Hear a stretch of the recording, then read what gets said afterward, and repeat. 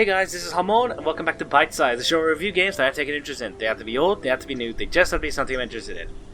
And today I'm going to be talking about Overthrown. And before I really get into it, I have to say that this game is in early access, and thus they are continually working on it, making sure that it gets better, fixing any bugs, and adding things to the game as time progresses.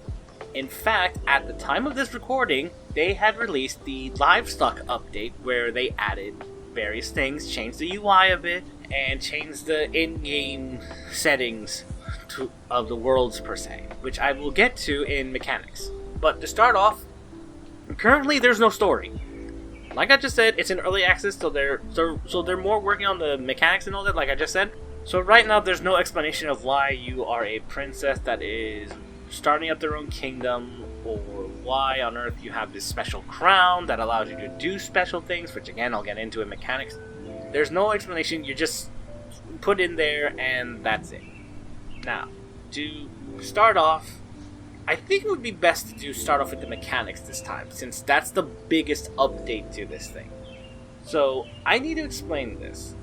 The game itself is basically a city manager game, where you're building your city, making sure you have the resources in order to do things, making sure you have resources to help the people, like keep them fed and all that, make sure that they're living good lives in a way at some point, and keeping them safe.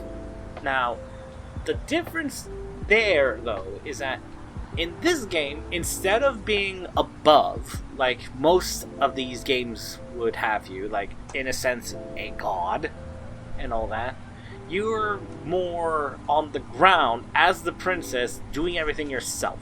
Whether it's building the buildings, whether it's getting wood, whether it's digging out trenches or building walls or taking care of the bandits, all of that stuff you can take care of yourself.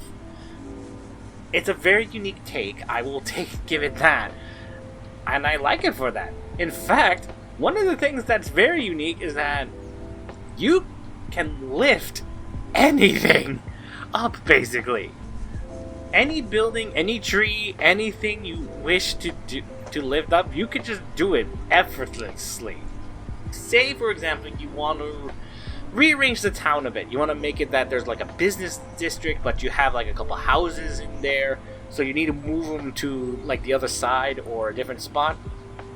No problem. You lift it up, move it over to where you want it. As long as you prep the area. But still, it's that easy. And so, yeah, it's very interesting. You can even lift a sawmill and run around with it, cutting down trees with it. It's that funny. I even did it a couple of times just so I can get some wood so I can build a couple of buildings and all that quickly. Because it's just that easy. Especially like during the night when all the villagers are asleep and all that, it kind of saves you time if you were trying to like get something done very quickly.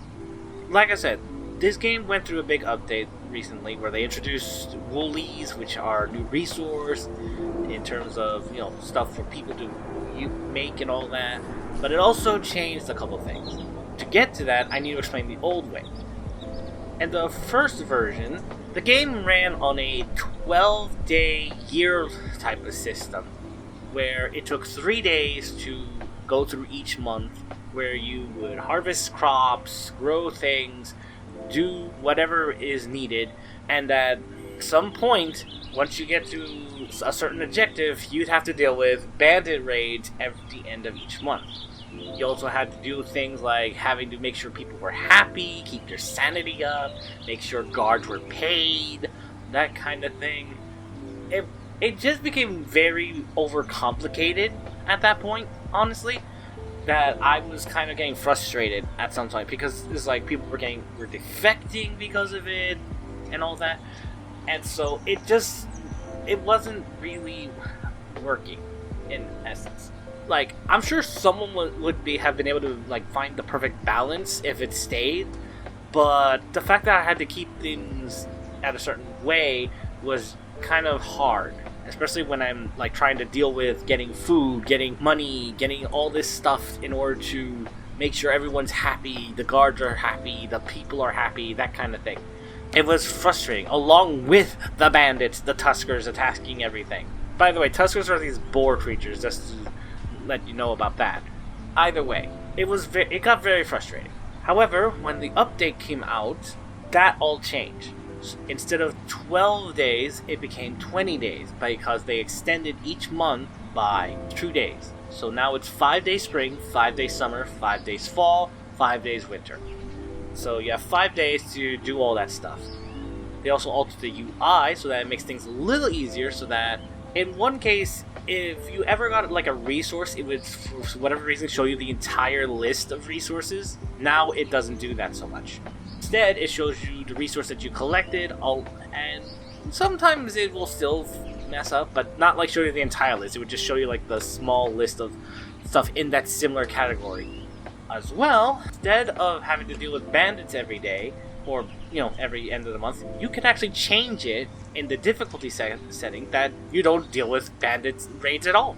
Easy and normal do not have bandit raids at this point, which is brilliant. Wanted to deal with them, you just go to the harder difficulty. The other aspect, which I honestly, they fixed it before the big update, but one aspect that I found frustrating was that for whatever reason, at one point, the ground was below 2 things of rocks. So you had to dig down twice in order to get to the soil so you can farm and all that, which was kind of annoying at that point. But again, they fixed it, so that's not really an issue. I just wanted to point that out because sometimes that kind of thing can happen when it's early access, that you see these kind of problems. They also changed that for the aspect of winter, because nothing grows during winter. You can prep by getting food in the seasons before that, and the UI will actually tell you, hey, you have this many villagers, so you need to get this much food in order for them to survive the winter, which is brilliant. It basically gave me the idea, it's like, oh hey, yeah, let me grow all this food and get enough for all of them. And speaking of villagers, they actually made the change that you can now control how many villagers you get or have in the village at any point. So you can make it that, oh, I don't need this many villagers. I'm going to make it that it caps at this point. So that since I already have everything I need, I don't need any more. So I don't have to worry about feeding more mouths and all that. Which is brilliant. I love it for that. But if ever I need like another villager to fill in a job or something like that, in case I get another building that needs another person, I can always just move the cap a little bit in order to get that one person in. Just to basically sum it all up, all the changes have improved the game so much, and I'm very happy with it. With that, I'm gonna get into graphics finally, because it's okay. Like I like the graphics. It looks good. I like the style that they went with. I also like the fact that the NPCs will change into different costumes depending on their job. Hunters get this like green hunter looking green Robin Hood or something-esque outfit once they get it, as well as the bakers and all that. Like everyone gets clothes based on what their job is, obviously. And some of the jobs are very interesting. The pantry is the people that are the farmers. The bakers, butchers, and such are obvious. They're the people that make food from the raw resource that you collect from the farm. But then there's like the compositor people. Like their job is to basically make compost for the farm so that you can grow the crops and all that. Because you don't necessarily get seeds. You need the compost and all that. I mean, I don't mind it that much.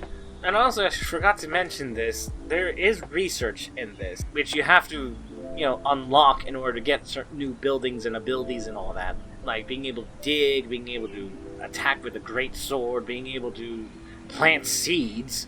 It all is just brilliantly done. The designs of everything is brilliantly done. I actually like the fact that you actually have a choice of color scheme for the princess, so you're not just stuck with the default one. You can actually change it to like a fiery looking color scheme, a grass based one, one based on ruins, which honestly that's the one I like because she has the heterochromia eye type of thing going on there. Not sure what the actual word is, I'll have to look it up later, but basically I love the fact that that's the most unique one because of that. They could have easily just went with like, oh, dull gray eyes or something like that, but no, they went with like the unique thing that her that of 2 different colors. So yeah, the environment is really nice. My only issue with it currently is that there's a lack of fauna. There's plenty of floral in it. There's the trees, the flowers, the bushes, the plants, the wild things you can harvest and all that, but there's not a lot of fauna. Like, there's tuskers, like I mentioned earlier. Tuskers, these little boar things that have nests and all that they typically stick around in, but there's no, like, deer, there's no birds. I mean, other than bandits as well, but still, there's nothing really much else to it. The other thing I will probably mention is that there's a lack of biome diversity.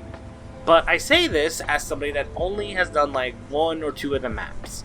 I haven't done the other one, so I don't know for sure if it's the same for all the maps, but I'm just hoping that in the future, that as I'm making a map and all that, that instead of just being grass throughout the whole thing, that it would introduce things like mountains that have snow on top of them permanently, because higher altitude means, you know, if you get to a certain point, there's snow there instead of grass and all that, or dirt, or whatever. Or that there's a desert area, or a bog area, those kinds of things. Like, just a slight bit of diversity would be nice. But other than that, it's all really nice, and I would probably say it's a game worth checking out.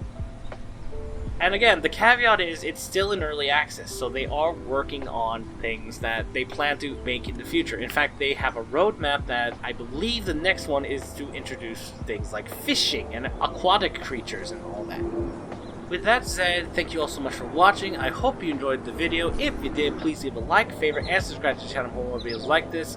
Check out my other social media so that you know when I post another video, or if I do another TikTok, post art, get some ramblings on.